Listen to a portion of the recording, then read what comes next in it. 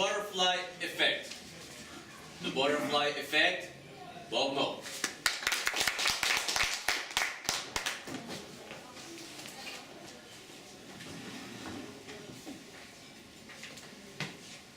A scientist said, when a butterfly flaps its wings in China, it changes the weather in Los Angeles. How silly is that? I mean, we really want the butterfly to change the weather here in Paris. I experienced my own version of the butterfly effect in Africa, and it changed my summer. Last July, I was staying at a resort hotel in Tunisia. And the first morning, I came back to my room after breakfast, and I found that the t-shirt I'd been sleeping in wasn't where I had left it, crumpled on the floor. I'm kind of a slob. It was now laying on the bed, artistically arranged in the shape of a butterfly. Apparently, the hotel maid had too much time on her hands and couldn't keep her hands off of my clothes. Well, I can play games too. So the next morning, I laid out a full outfit. I put my hat on the pillow, my shirt, then my jeans, and a pair of socks at the foot of the bed. It kind of looked like one of those cartoon characters that have been flattened by a steamroller.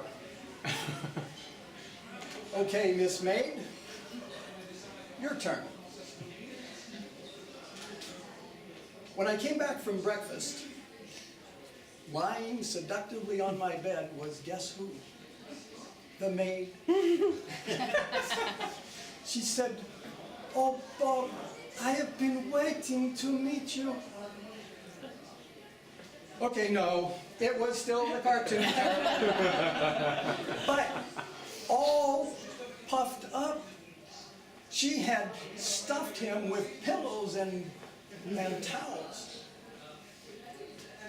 And I looked at it and I thought, wow, I really don't look very good in my clothes, do I?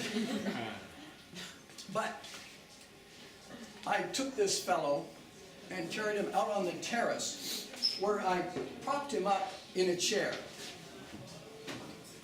He kind of slouched the way I do. Again, the resemblance was uncanny. I mean, doesn't the double look like myself? I couldn't believe it. I was beside myself. Literally, beside myself. But I put shoes on him, sunglasses, I gave him a newspaper to read, an orange to eat, and I even gave him the key to the mini bar in case he needed a drink. And then I shut the curtain so the maid would really freak out when she opened it and, oh! In the morning, I raced back to my room. And once again, a figure was lying on the bed. And once again, it wasn't the maid.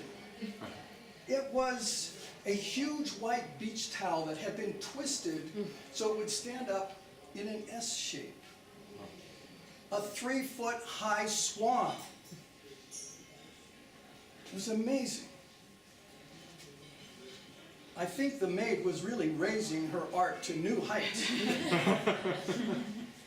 I was inspired, so I tried to imitate her technique. And I ended up with something that looked more like a dodo bird. But I put the bird on the toilet and hung a do not disturb sign.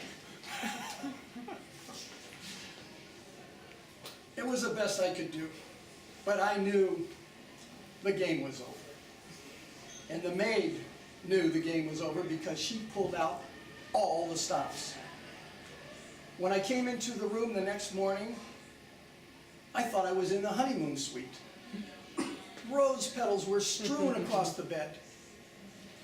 The mother swan now had a baby that it was feeding. And there was a friendly little crocodile with its jaws open, chomping on my orange, wearing my sunglasses, reading my newspaper, and wearing my underpants?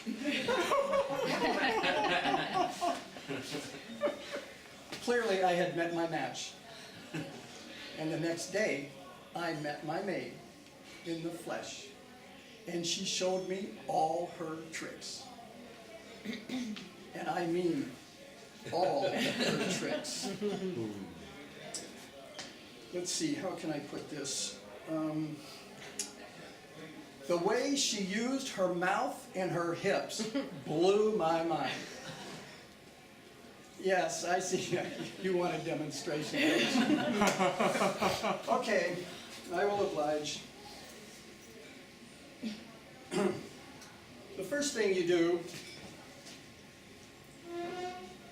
is bite the center of the towel.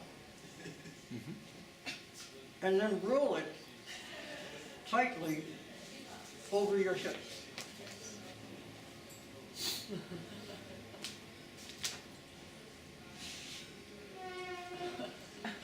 And then, here's your instruction for this one. Then you just add your accessories. Sunglasses. A little hat. Whoa, maybe too fancy. You get the idea. Yes. Thank you very much. This is my assistant. He's in charge of all the swan paraphernalia. So, if you ever have an experience like this, remember, whenever your t-shirt turns into a butterfly, your hotel maid turns into a story. Just be careful to hide your underwear.